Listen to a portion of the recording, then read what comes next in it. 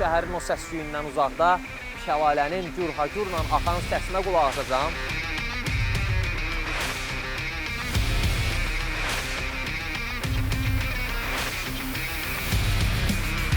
Çox maraqlıdır. Burada quzu qarnı göbələyinə rast gəldim. Bahalı göbələklər sırasında da desəm daha yaxşı olar.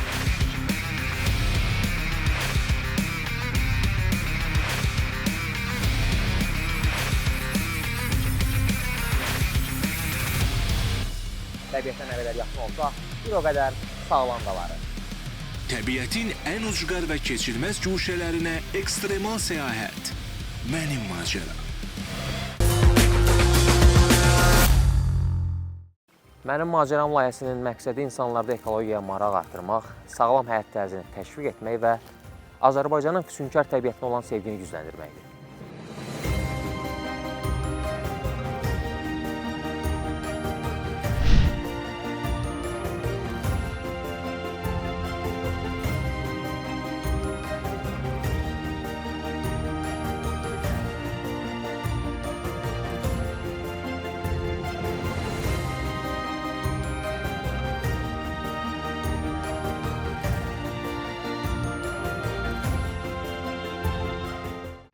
İndi isə mənim macəram kvadrosikllə davam edir.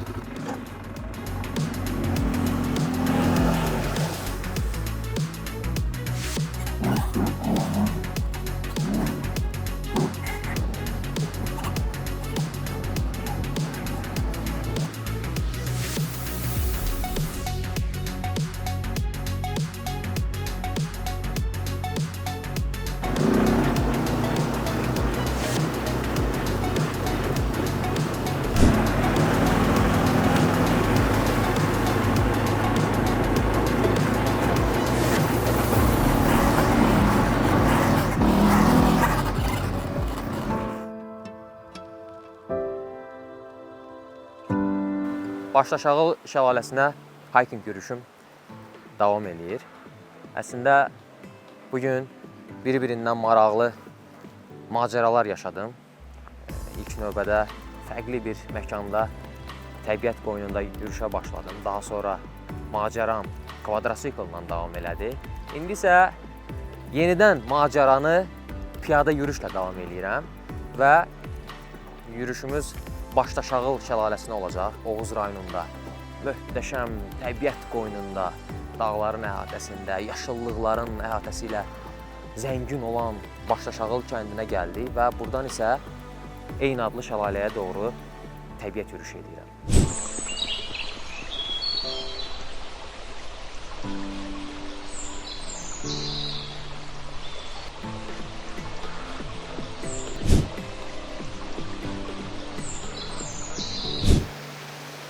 Və beləliklə, gəldik çatdıq Başdaşağıl şəlaləsinə. Bu şəlalə haqqında sizə məlumat vermək istəyirəm. Təxmini hündürlüyü 14 metrdir. Və bu göründüyü kimi belə gözəl formada axır. Hansı ki, yuxarılarda da pilləli formadadır. Bura gəlmək üçün Oğuz rayonunun Başdaşağıl kəndinə gəlmək lazımdır. Kəndin mərkəzindən bura hardasa bir 3 kilometr məsafə var, amma bura gəlmək üçün, əgər maşınla gəlməyi düşünürsünüzsə, maşın off-road tipli olmalıdır. O maşından siz şəlaləyə qədər rahat gələ bilərsiniz. Amma adi sedan maşınlarla isə hardasa gələ biləcəyiniz son nöqtə Milli Parkın obyektinə qədər gələ bilərsiniz bu adi maşınlarla. Daha sonra isə həmin yerdən şəlaləyə qədər piyada marşrutla yolunuza davam edə bilərsiniz. Hansı ki, həmin hissədən şəlaləyə qədər təqribən bir 2-2,5 km məsafə var.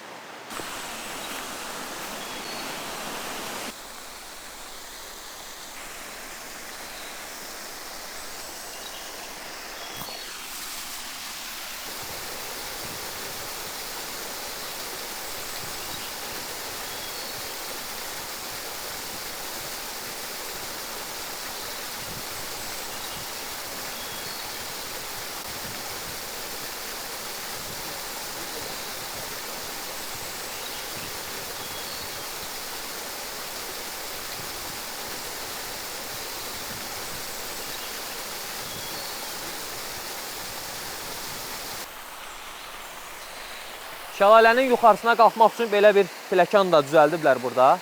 Təbiət sevərlər, sağ olsunlar. Və bir məqamı da diqqətinizə çatdırmaq istəyirəm ki, şəkil çəkdirmək istəyənlər, əsasən təbiət sevərlər, şəkil çəkdirərkən diqqətli olmalılar. Bu ərazilərdə çəkdirsələr daha yaxşı olar. Eyni zamanda burada körpü var, taxta körpü. Həmin körpünün üzərindən də şəlalə fonunda gözəl şəkillər çəkmək mümkündür. Amma şəlaləyə yaxınlaşmaq qadağandır. Çünki o daşların, qayaların üzərindən daima su axdığına görə onlar sürüşkəndir. Anidən yıxılma təhlükəsi ola bilər, ciddi zədə riski yarana bilər. Çünki artıq o qaya parçasının üzərində, daşların üzərində sürüşsək, yumşaq yerə düşməyəcəyik və bu da zədənin çox ciddi olacağını göstərir. Yaxşı olar ki, bu kimi məqamlara diqqət yetirək, həyatımızı təhlükəyə atmayaq, şəlalənin çox da yaxınlığına getməyək. İndi isə bu pləkanla yuxarıya qalxıb, həmin hissədən də sizə çəkib göstərmək istəyirəm. Qalxaq.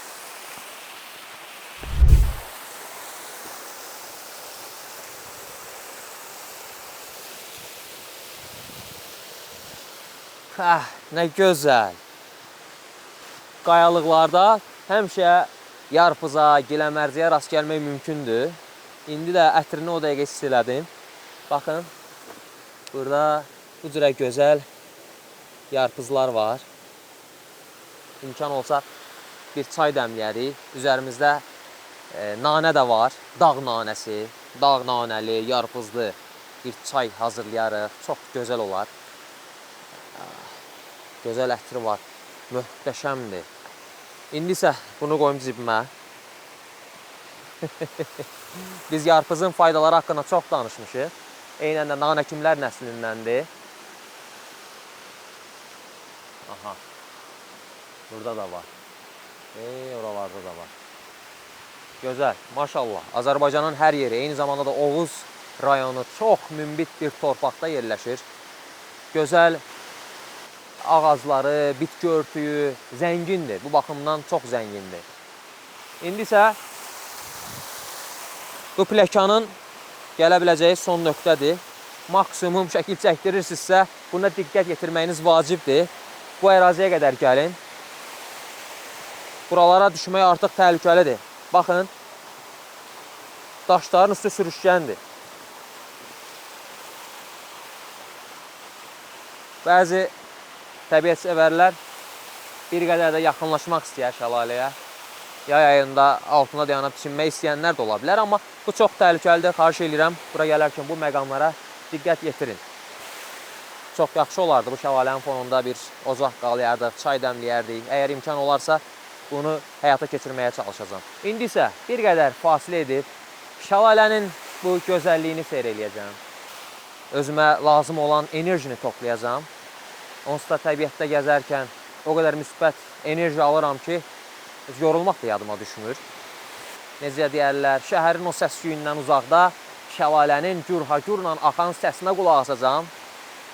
Bir qədər dincələcəm və istəyirəm, sizə də tövsiyə edirəm, vaxtınız olduğu qədər təbiət qoyununa çıxın. Azərbaycanın füsunkar təbiətini kəşf edin. Necə ki, biz kəşf edirik, sizə və dünyaya çatdırırıq. Çalışın siz də vaxtınızı səmərəli keçirəsiniz.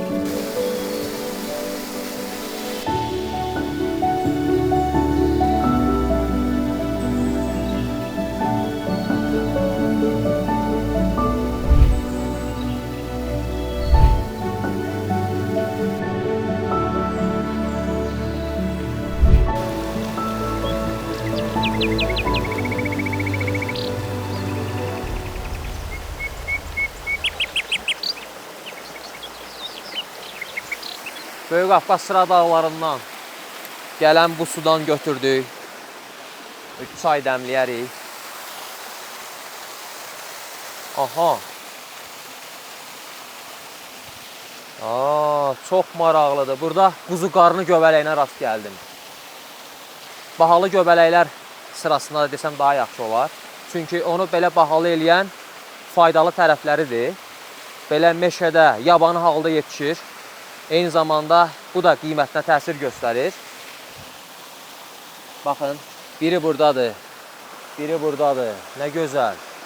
Amma bushcraft qaydalarına görə təbiət qoynunda sağ qalma uğrunda mübarizə apararkən göbələk yeyə biləcəyiniz ən sonuncu yeməkdir. Ona görə də mən onları götürməyəcəm.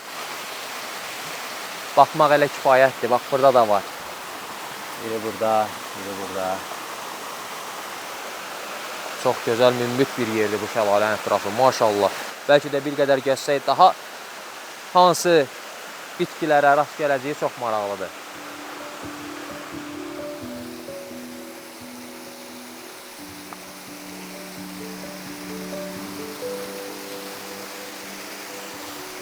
Quzuqarnı göbələyi həm dadı, həm də faydaları ilə təbiətin ən qiymətli göbələklərindən hesab olunur. Bu göbələk vitamin və minerallarla zəngindir. Tərkibində olan antioksidantlar immun sistemini dəstəkləməyə kömək edir. B qrupu vitaminləri isə enerji və sinir sistemi üçün faydalıdır. Eyni zamanda dəmir, kalium və fosfor kimi minerallarla zəngin olduğu üçün orqanizmin ümumi fəaliyyətinə müsbət təsir göstərə bilər. Quzuqarnı göbələyi aşağı kalorili və lifli qida hesab olunur. Bu isə həm doyumluluq verir, həm də həzm sisteminin fəaliyyətini dəstəkləyə bilər. Ancaq vacib məqamlardan biri budur ki, bu göbələk mütləq bişirilərək yeyilməlidir. Təbiətdə ona bənzəyən zəhərli növlər də olduğuna görə yalnız tanınmış və təhlükəsiz mənbədən toplanması tövsiyə olunur.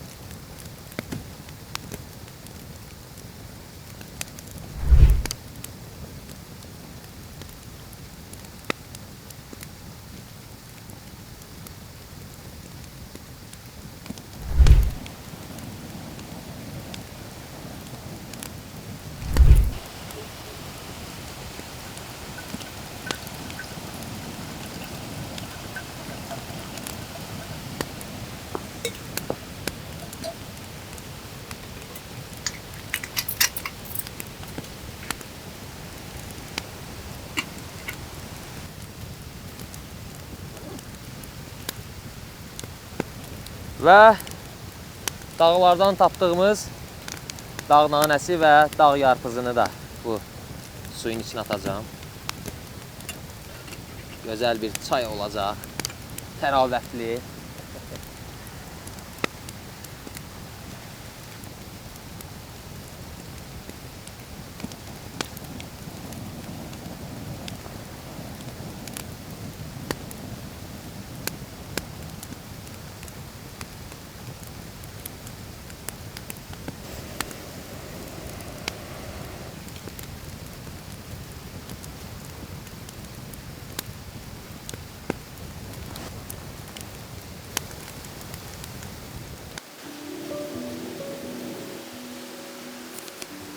Artıq çayımız da qaynayır. Bəli.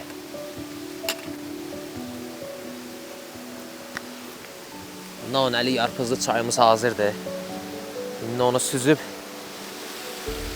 bu şəlalənin fonunda içəcəm.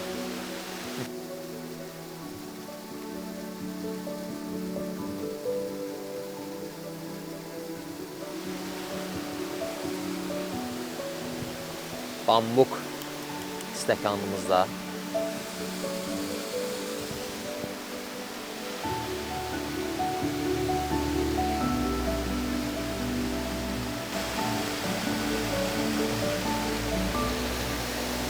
Oo, nə gözəl ətri var bu çayın. Mükəmməldir.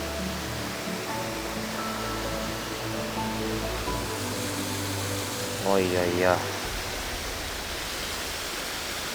Elə ancaq dinləmək istəyir adam. Çox gözəldir.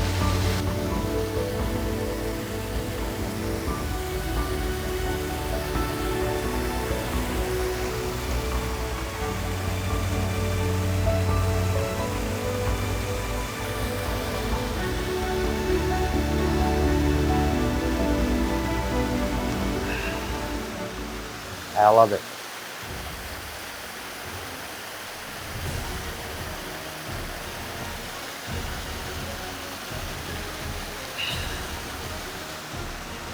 Mükəmməl. Çox gözəl dadı var. Bu şəlalənin fonunda çay içməyin isə ayrı bir zövqü var, ayrı bir ləzzəti var.